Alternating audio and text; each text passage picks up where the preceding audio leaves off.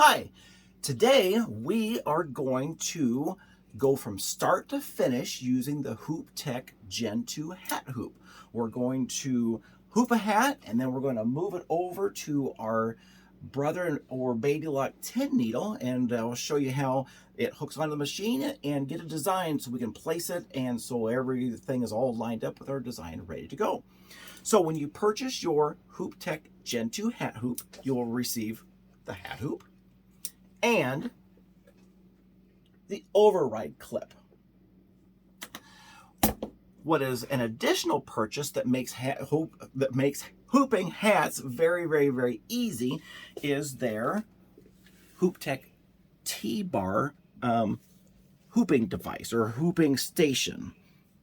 And we will work on this, but using the hat hoop and this T-bar station makes hooping hats very easy. So speaking of hooping a hat, we're going to start right in. So you can see on the hooping station there are these two spots here. So in order to put the hat hoop on, just center it so that both of those are lined up, and then this just drops into place. Okay. Next, we're going to open this up, slide this over. We are going to take our stabilizer. There is a stabilizer holder clip on this side and on this side. The beauty of this is you just slide your stabilizer in, pull it up and over, put it under this clip, and then we will press down the stabilizer in this spot and over here. Now our stabilizer is set in place, so that way when we're working with hooping the hats, we're not going to be chasing our stabilizer. It's going to stay put right where we want it. I have two different style of hats that we're going to be hooping. You can see this hat has absolutely no body to it at all, and it will hoop just as easy as our structured hat. So we're going to first start with our kind of our floppy hat, the one that has no body to it at all. So we're going to, like with all hats, we pull our stabilizer or our sweatband out of the way, and then I place the hat over the top of the T-bar and the hat hoop. There is a center line right here that I always try and line up with my center of my hat. This one is a 6-panel, so it would have the center seam, so that makes lining things up very easily. But if we don't get things exactly where we want them, we can always fix it once we get over to the machine. Okay, so my hat is pretty much where I want it on the top. Now I'm going to reach underneath and pull up on the T-bar, and I'm going to place the hat underneath of it. Now, what that's going to do is that will make hooping this hat very easy. Okay, the hat is where I want it. I simply pull down on the T-bar, and look at how nicely that flattens our hat out for hooping purposes. Okay, take this arm back over, and it will only latch in one place. Hooked it in place, and then I reach underneath, release the T-bar, our hat is hooped. It's the very same method with the structured hat. I'm just going to do that really super quick. I'm just going to go through it very super quick. Sweatband out of the way.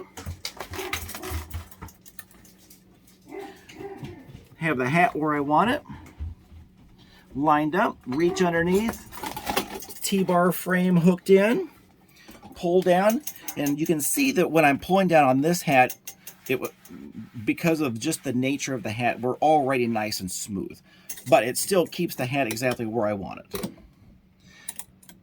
Reach over, and it's locked into place. Ready to go. So before we put this on the machine, we need to go over to our machine. But before we do that, I'm going to show you one thing. The Hoop Tech Gen 2 hat hoop uses the wide hat hoop assembly that you would purchase from Brother or Baby Lock. So it's very important to know that the Gen 2 hat hoop takes the wide. The reason I wanted to make sure to bring this up was Brother and Baby Lock recently came out with their new flat brim hat hoop. You can see that the diameter on this is much smaller. So this is not a wide hat hoop. So the new flat brim hat hoop will not currently work with this one just because of the size difference. Okay. So we're going to go over to our machine. First thing we need to do is we need to remove the A arm or the B arm, whichever you have on. So there are 2 screws, one on this side, one here. You do not need to loosen this one. So we're going to remove these. You have to take these screws all the way out, and we will set them aside as we will need them again very shortly. Okay. It just lifts off. You just pull it out.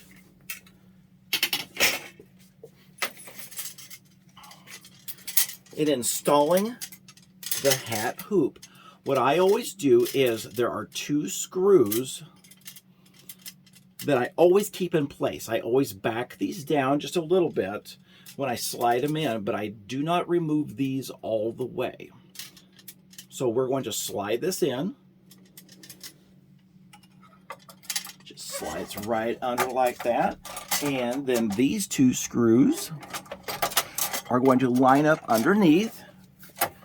And there we go. There's 1, there's 2. Good. I was afraid they did not attend the rehearsal earlier, so I thought they may not want to go in right away. We have a peg here, and there's a corresponding hole. There's an empty one where one of our screws is going to go back in, and the same on the other side. But before we drop our screws back in, we are going to install our override clip. Where that goes is the hole of the override clip goes on top of that post. And what this does, this little cut or this little part here, presses down on this sensor. So I've heard that sometimes this may get, if it doesn't, if there's not enough curve to it, or it doesn't press it down all the way, you may need to take and just bend that down a little bit. Okay, so we're going to, our 1 screw here will go right into that hole. We have our only place left, and likewise on the other side.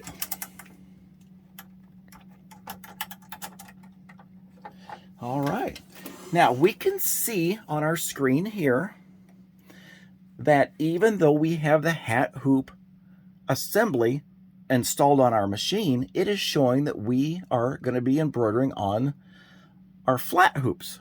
And the reason is I'm going to show you what that override clip does.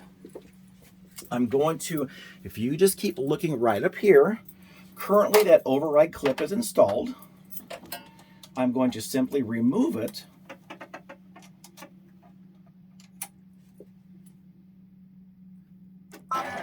Now it shows that there is a hat hoop attached. I'm going to put the override clip back on and see it thinks it's embroidering on flats. So the reason that we're using the override clip is with the hats, there is a preset amount of room that you can get close to the bill, or for the machine to, it has preset parameters for the hat. By making it think that it's embroidering on flat hoops, or our regular flat hoops, it will open up more real estate for our hats. And so that's one of the keys on how we can embroider closer to the bill. So I have a design pulled up.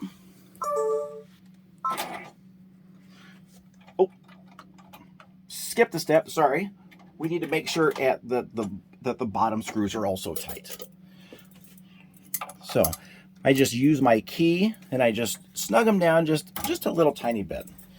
Certainly do not powerhouse them in. I just like to go just like one step above finger tight.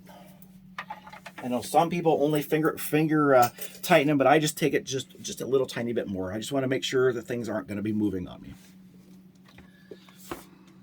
Time for the hat to go on. So we're going to take our hat, and we can see that obviously we can't go straight on with the hat because of the bill, so we're going to turn it to get the bill under, rotate it, and there are rollers here. There's also one on the other side, and those rollers will go into these cutouts on the hoop. Also, you'll know that you are lined up with this cutout here in the center, matches this on the hoop. Okay, so we're going to put it back on, line it up, and it should just snap right into place. Oh my goodness sakes. There we go. Of course, everything doesn't want to work when you have an audience working, but it just snaps right into place. Now we have our design back on the screen. Since we're using the override clip, we need to manually flip this design upside down from the way it is. If we were to embroider this design right now, the bicycle would be upside down on our hat. So that's just one step that we need to do since we are using the override clip. Rotate, 90-90, and we're ready to go. Now, you can see there is our camera selection, or our camera feature is grayed out. But that's okay. We're going to use this button. It looks like the magnifying glass with a plus. That is our live camera. We're going to press that. And you can see, if I move my hand on the hat, it is showing up on the screen. So we know this is a live camera. Now, here's the way this is the tips and tricks that I've found work for me. What's so nice about the embroidery world is there's so many different ways to do so many different things. So this is just what works for me. So hopefully there's a couple tips or tricks that might work for you, that you might pick up on this, so that way you don't have to reinvent the wheel. So what I'm going to do is I'm going to press my needle placement button, which is the needle with the little green plus. Now I'm going to use my bank of positionings here. If I press the middle, then that is the middle of the design. Okay, if we go press that, that is the left or right design side of it. We're going to go back to the middle, and you can see our seam is over here. So I'm going to use my bank of arrow movements here. Okay, now I am very close to the center seam. So if I press this very slow or the minute movement button, there, we are exactly in the center of our seam. Now I can see I'm pretty close to the hoop, so what I'm going to do is I'm just going to pull the design towards me a little bit, because what I always like to do is use this row of buttons here, because that will get me towards the bill. So that's just the way I always use it, is I always press this top row, which gets me closer to the bill.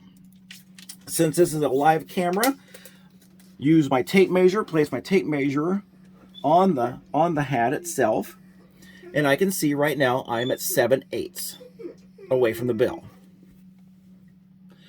So if I move my arrows on the right hand side, I can usually get down to about 7/8 of an inch using, or I'm sorry, 3/4 of an inch on using the Hoop Tech hat hoop. Each hat might be a little bit different, but usually the closest that I can get to the bill on a Gen 2 is 3/4 of an inch. On the old original hat hoop by Brother, I believe everyone, you were at about an inch.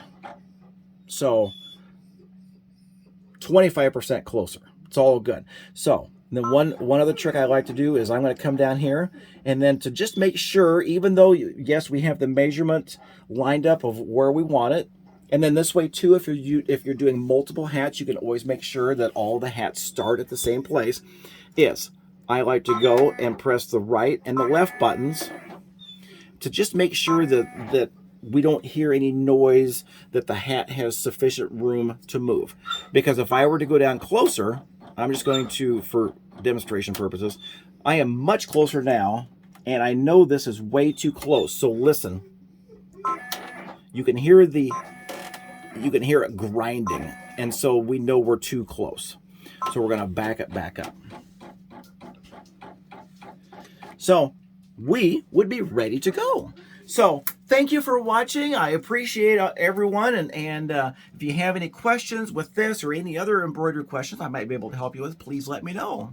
So it's all fun that we learn together. Thank you.